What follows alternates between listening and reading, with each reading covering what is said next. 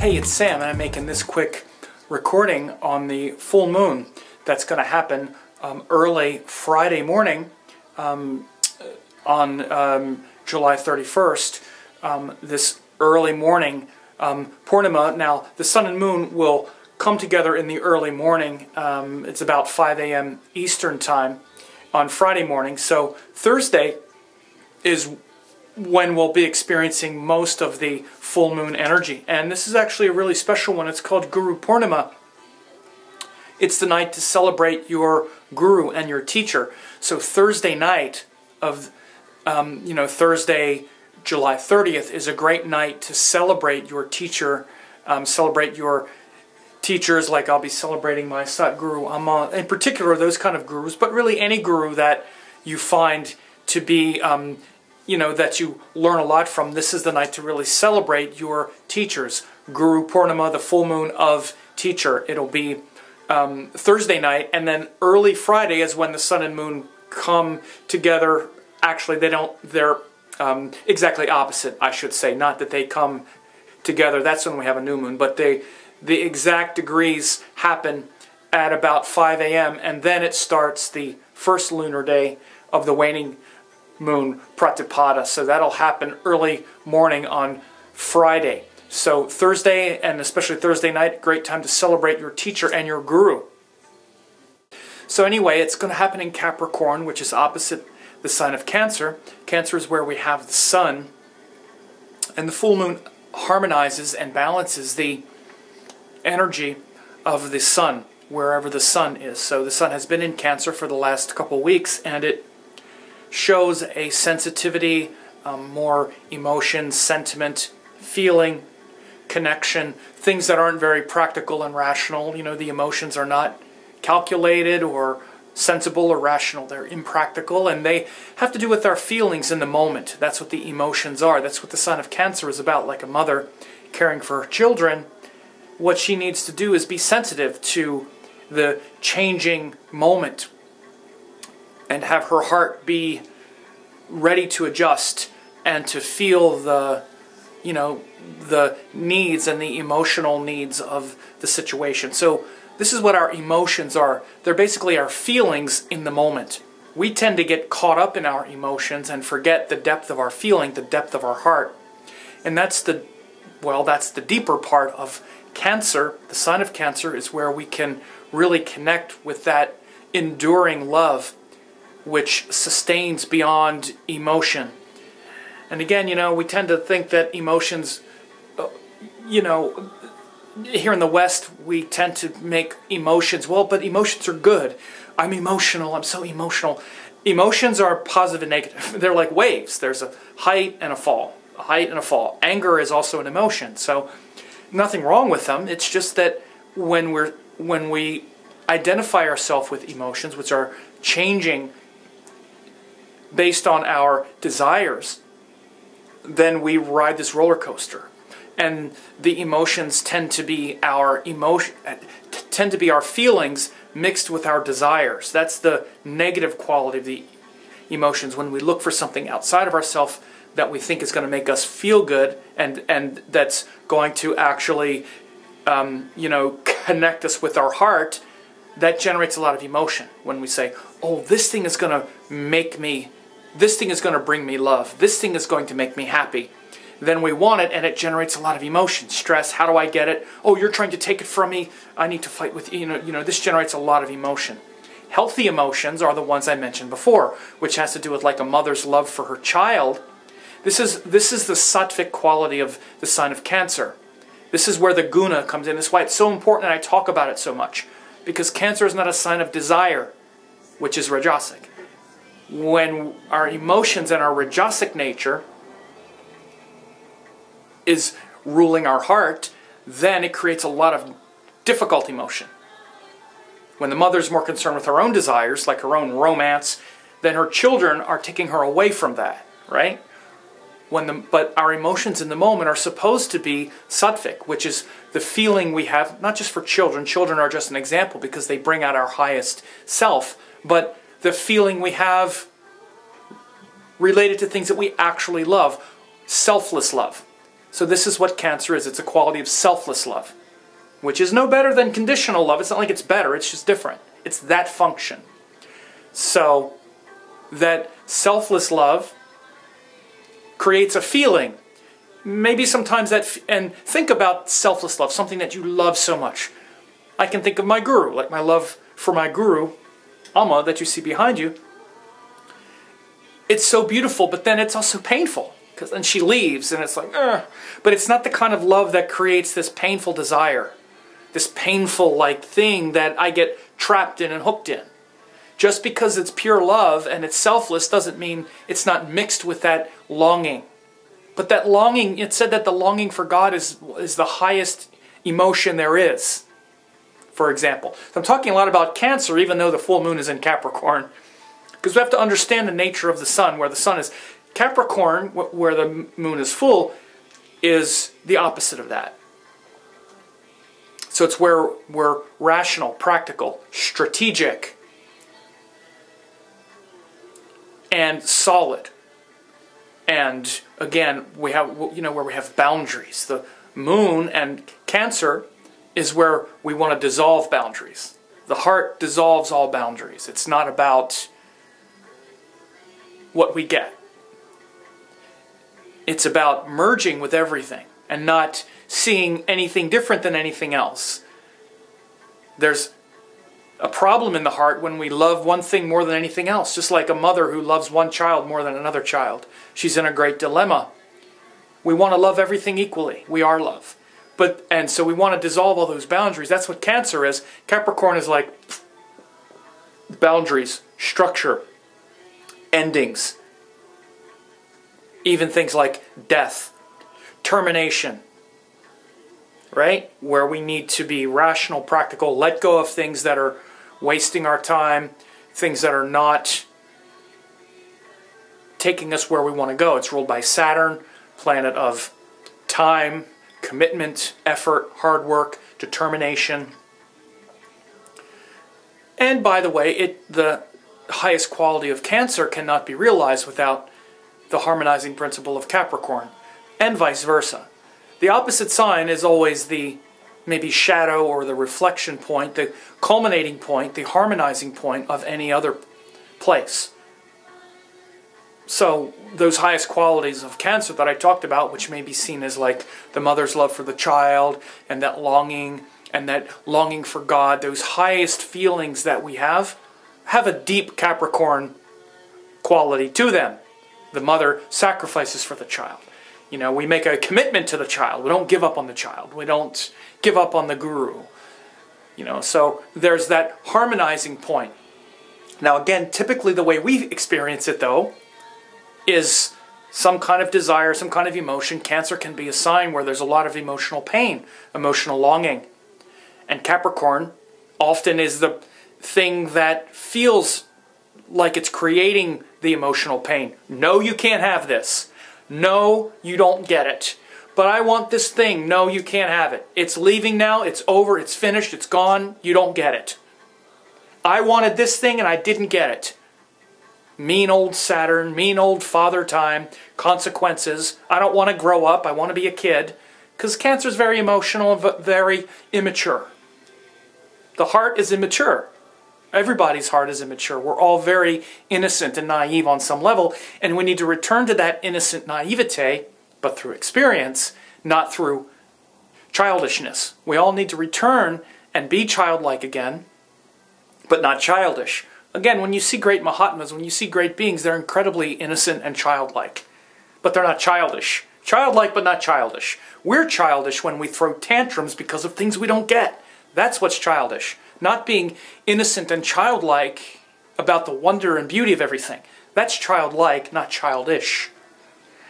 And again, it's this quality of Saturn and Capricorn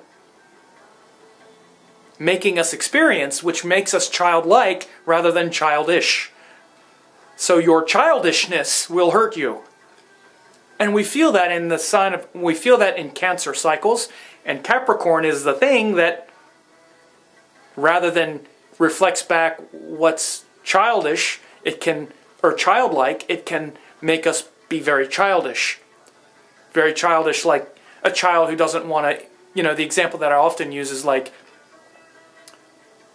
the child who doesn't want to eat good food. He doesn't want to eat his broccoli and his Brussels sprouts. He wants to eat M&Ms and ice cream. It's very childish.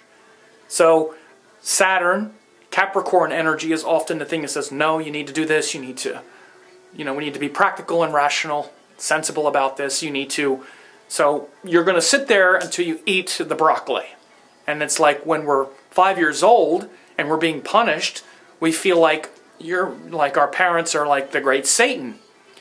By the way, in the Tarot, Capricorn is the devil card. But then we come to realize later on that they really weren't the great Satan, but from our naive perspective, that's exactly how they looked. And we think we've evolved beyond that, but we really haven't. We've just traded the ice cream and M&Ms for the ice cream and M&Ms of the boyfriend, or of this other thing, or this other thing that we want, this desire we want to fulfill, and then when we don't get it, we curse the universe. Oh, we blame astrology, we blame this, we blame that, we blame people who are just reflecting back how we need to grow up.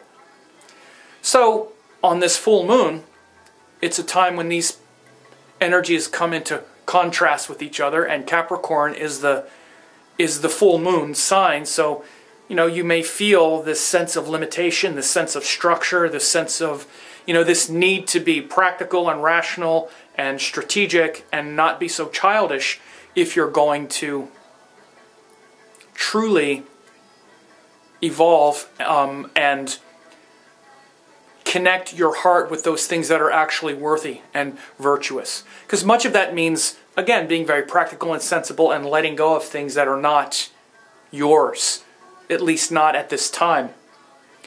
So the Nakshatra of Shravana is the part of Capricorn that has to do with, it actually literally means hearing, and hearing is about not just the words or the sounds, but the meaning behind things, what things actually mean. And the capacity to hear and to listen well also allows us to be successful. It's ruled by Lord Vishnu, who is the sustainer of the universe in Indian thinking. And that sustainer is the one who makes adjustments based on what's appropriate, what's needed, rather than necessarily what we want. So one of the things that's good in this nakshatra is things like music and chanting and things that develop the sense of hearing. Hearing connects us to the sound, to the element of space, rather, which connects all things. So when we listen and we hear really well, we're able to adjust and do what's necessary. And it's also good for, like worldly success.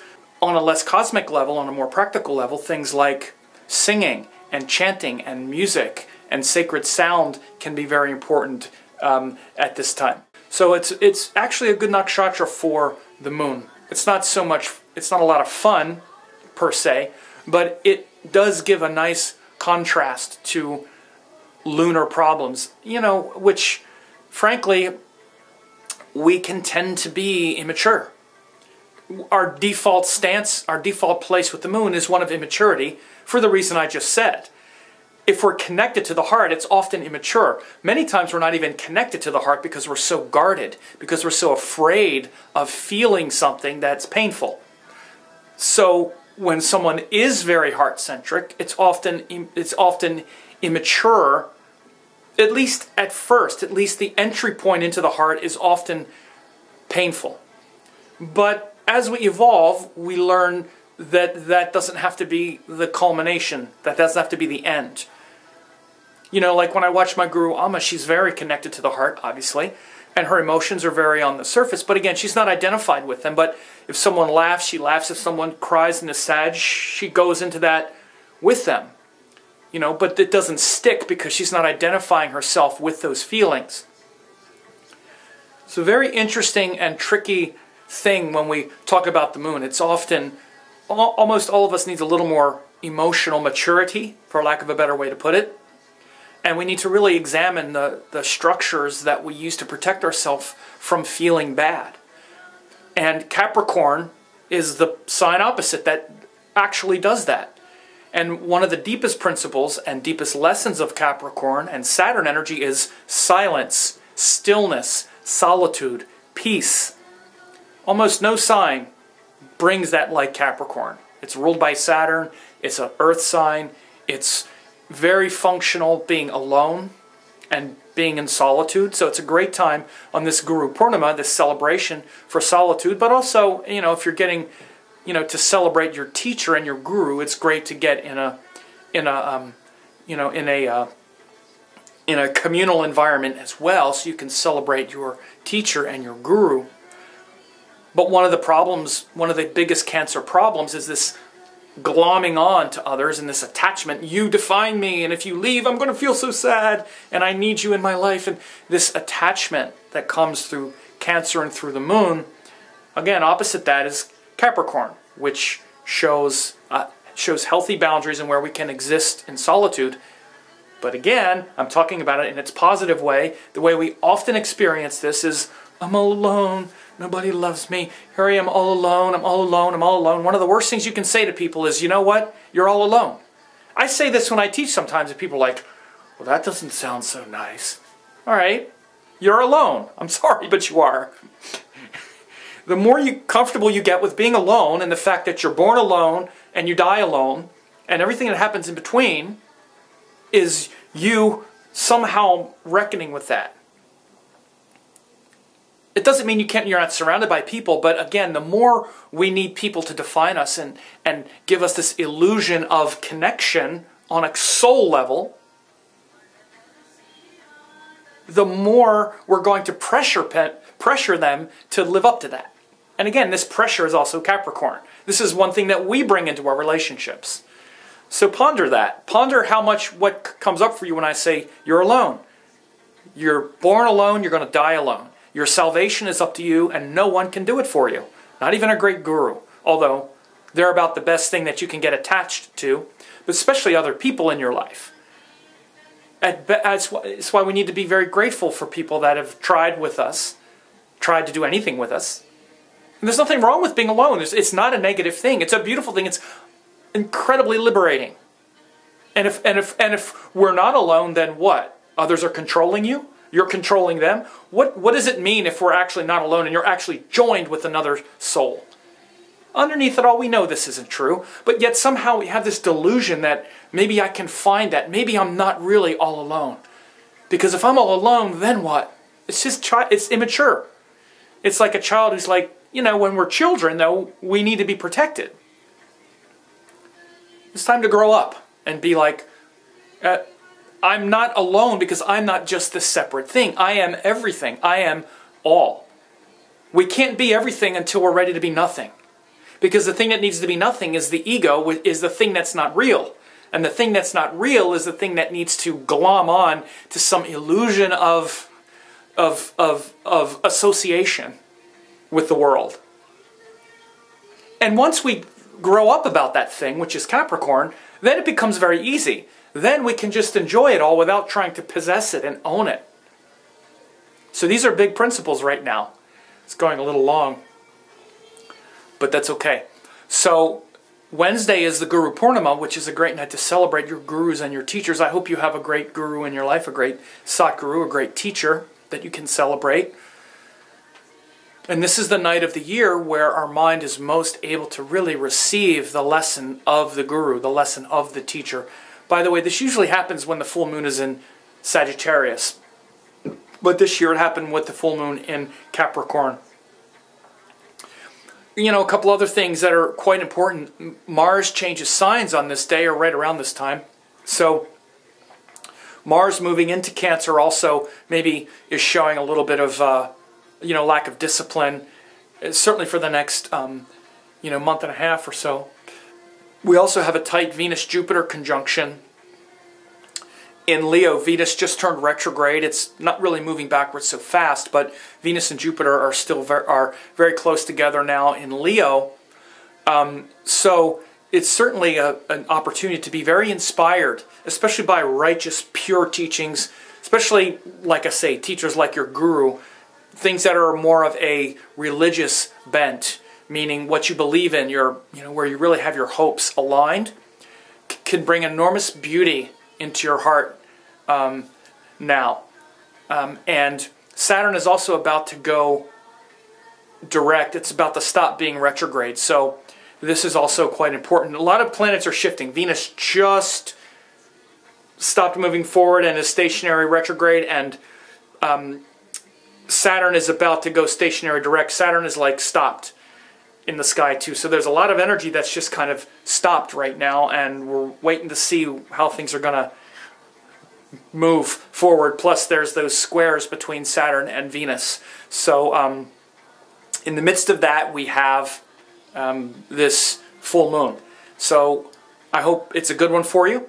And by the way, if you want to see how this affects your chart, you can join my member site, where every day you're sent a forecast, and you'll also get a forecast for each of the 12 astrology signs based on the full moons and the new moons. So my members get a full moon forecast based on their sign, as well as a daily forecast, and also the new moon forecast. So you should check that out. I have members, I've had 300-400 members over the years, and it's usually 100-150 members at any given time. So it's very popular. People stay for a long time. You can try it for only 1 penny. So anyway, hope you're having a good time with this transit of the Sun and Mercury through Cancer, and I hope you have a good Guru Purnima. Celebrate your great guru, your great teachers.